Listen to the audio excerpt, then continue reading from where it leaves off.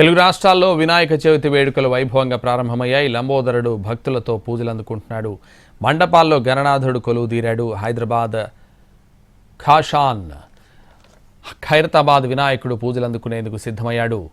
ఏడాది 69 అడుగుల విశ్వశాంతి మహాశక్తి గణపతిగా వెలిశారు. స్వామికి ఇరువైపులా కుడిపక్క శ్రీ జగన్నాథ స్వామి, లక్ష్మీ సమేత హయగ్రీవ స్వామి, ఎడమపక్క లలిత త్రిపుర సుందరి శ్రీ గజ్జాలమ్మదేవి కొలువుదీరారు. 7 దశాబ్దాలుగా ఖైరతాబాద్లో కొలువుదీరుతున్న మహాగణపతిని శిల్పి రాజేంద్రన్ రూపుదిద్దుతున్నారు. 1954లో ఒక్క అడుగుతో మొదలైన ఖైరతాబాద్ వినాయకుడు 71 సంవత్సరాలు పూర్తి చేసుకున్నారు. ఖైరతాబాద్ గణేశుడి దర్శనానికి భక్తులు భారీగా తరలి రానుండడంతో కట్టుదిట్టమైన ఏర్పాట్లు చేశారు అధికారులు. తెలుగు రాష్ట్రాల్లో వినాయక చవితి వేడుకలు వైభవంగా ప్రారంభమయ్యాయి. లంబోదరుడు భక్తులతో పూజలు అందుకుంటున్నాడు. మండపాల్లో గణనాథుడు కొలువుదీరాడు. ప్రస్తుతం ఖైరతాబాద్ వద్ద నుంచి మరింత సమాచారం మా ప్రతినిధి రాధిక లైవ్లో అందిస్తారు. రాధిక,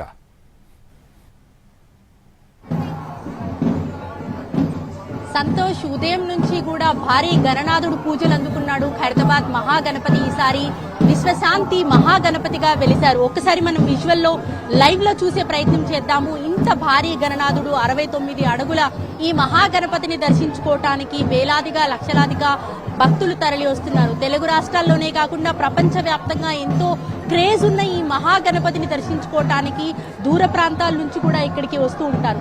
మనం ఒకసారి విజువల్లో చూస్తే వర్షాన్ని కూడా లెక్క చేయకుండా ఎక్కడెక్కడి నుంచో ఇక్కడికి వచ్చి ఈ మహాగణపతిని తొలి పూజ జరుగుతున్న కార్యక్రమాన్ని కనులారా వీక్షించేందుకు అనేక మంది ఇక్కడికి వస్తున్న పరిస్థితి.